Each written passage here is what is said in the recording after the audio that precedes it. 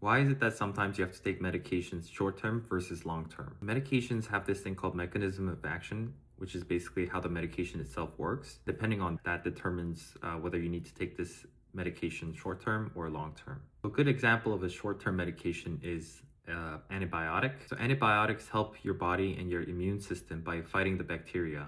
An example of this would be something like cellulitis or pneumonia, or even a bladder infection. Once the antibiotics help you clear that infection and your immune system clears the infection, then you no longer need to take the antibiotics. Sometimes if you have really bad blood infection called bacteremia, you may need to be on long-term IV antibiotics for maybe 6 to 8 weeks or even months.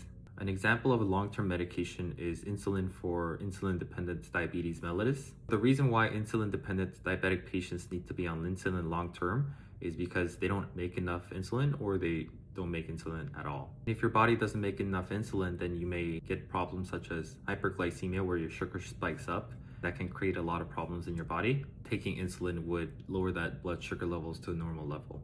So it really depends on the kind of condition you have to determine whether you need to take medication long-term versus short-term.